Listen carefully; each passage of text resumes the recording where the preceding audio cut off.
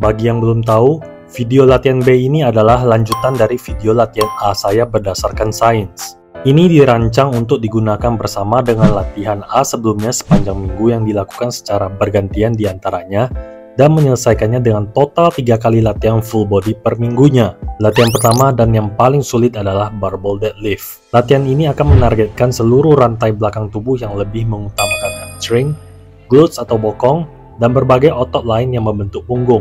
Dan meskipun konvensional deadlift ditampilkan di sini seperti yang dibahas di video-video saya sebelumnya, kamu bebas untuk bereksperimen dengan variasi deadlift lainnya untuk menemukan yang paling cocok untuk kamu. Terlepas dari apa yang kamu pilih, ini sangat penting bagi kamu untuk melakukan deadlift semacam ini dalam program latihan ini. Itu dikarenakan bahwa studi tahun 2015 dari Journal Strength and Conditioning menunjukkan bahwa aktivasi lower hamstring dimaksimalkan dengan gerakan lutut yang dominan seperti leg curl yang telah kita lakukan di latihan A, di mana aktivasi upper hamstring dimaksimalkan dengan gerakan pinggul yang dominan seperti deadlift, yang artinya kamu sebaiknya menggabungkan kedua jenis gerakan ini seiring kita melakukan rutinitas ini untuk mengembangkan hamstring kamu secara seimbang dan meminimalisir resiko cedera.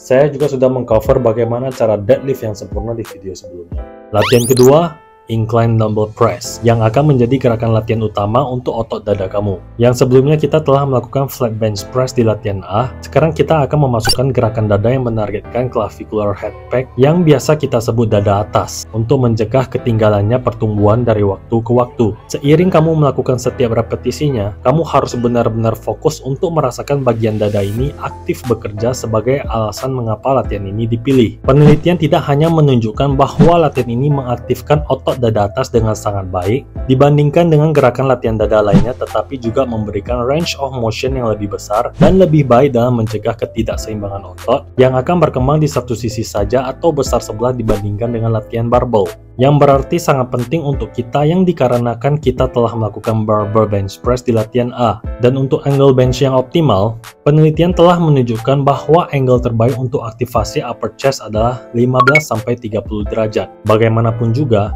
ini akan bervariasi dikarenakan badan setiap orang yang berbeda-beda. Jadi, bereksperimen dengan seluruh angle untuk menemukan angle yang terbaik untuk mengaktifasikan upper chest kamu dan meminimalisir keterlibatan front delt atau bahu depan kamu. Latihan berikutnya, chest supported row, yang akan menjadi gerakan latihan back utama kamu. Sebagian besar upper back akan bekerja, tetapi lebih difokuskan pada otot mid back seperti trapezius dan rhomboid seperti yang ditampilkan di sini. Penting bagi kita untuk menyertakan gerakan rowing untuk menargetkan otot punggung tengah ini, dikarenakan otot bagian ini tidak terlatih secara efektif dalam gerakan pulling vertikal seperti pull up yang kita lakukan di latihan A. Dan alasan kenapa saya menyarankan gerakan row ini baik dilakukan di bench, mesin, ataupun inverted row adalah untuk meminimalkan keterlibatan lower back yang sudah cukup bekerja di latihan deadlift sebelumnya. Dengan demikian, segala gerakan dada yang ditopang ketika menariknya. Tetapi inverted row juga merupakan alternatif yang bagus.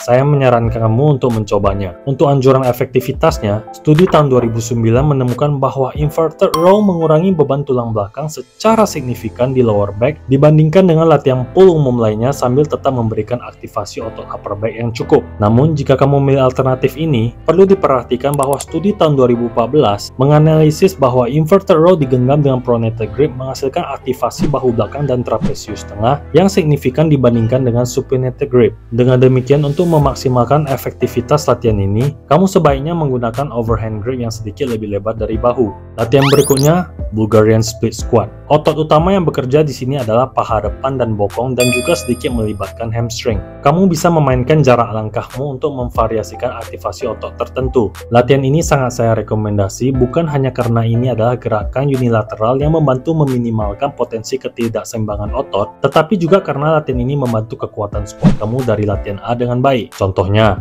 di studi tahun 2016 terhadap pemain-pemain rugby, ditemukan bahwa Bulgarian split squat sama efektifnya dalam meningkatkan back squat seperti latihan back squat itu sendiri, sambil mengurangi ketegangan pada lower back. Dan seiring kamu melakukan gerakan ini, fokuslah untuk mendorong ke atas dengan kaki depan saja, tanpa adanya kompensasi dari bantuan dorongan kaki belakang. Jika kamu kesulitan menyeimbangkan badanmu selama latihan ini, kamu bisa menggunakan platform yang lebih rendah untuk sandaran kaki belakangmu, dan kemudian kamu bisa menaikkan tingginya secara perlahan seiring kamu progres sampai kamu bisa menyeimbangkan badanmu secara aman dengan bench. Latihan berikutnya, dumbbell lateral raise. Latihan ini akan menargetkan bahu samping yang belum begitu mendapat keterlibatan yang cukup dari pemilihan latihan kita sebelumnya. Dan lateral raise ini bakal menjadi pilihan terbaik untuk menumbuhkan bagian otot ini yang secara konsisten ditunjukkan oleh analisis EMG 2013 yang menghasilkan aktivasi bahu samping yang paling tinggi ketika dibandingkan dengan latihan umum bahu lainnya. Penggunaan dumbbell yang kita pilih di sini dikarenakan ini lebih praktis dan gampang untuk diakses oleh kebanyakan orang.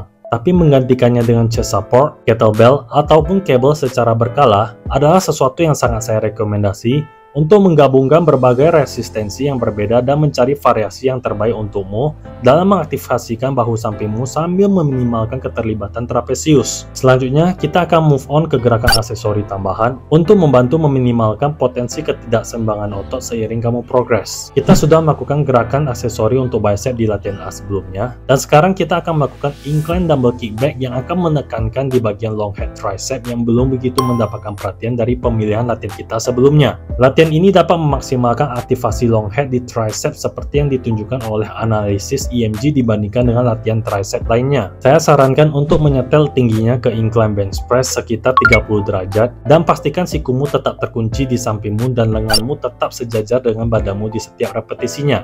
Latihan yang terakhir adalah high to low cable crossover yang akan lebih menargetkan lower chest atau dada bawah, yang dimana garis tarikan kabelnya searah dengan cara serat lower chest bekerja. Penting untuk memasukkan latihan ini dikarenakan tidak ada pilihan latihan kita sebelumnya yang memprioritaskan pengembangan bagian dada ini.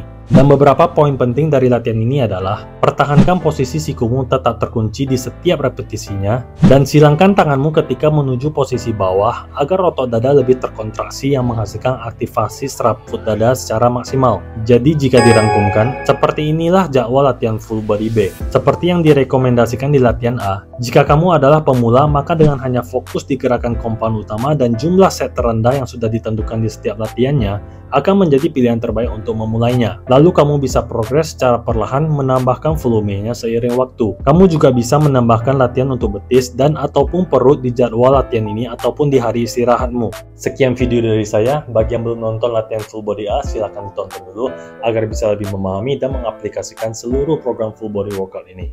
And I'll see you next time.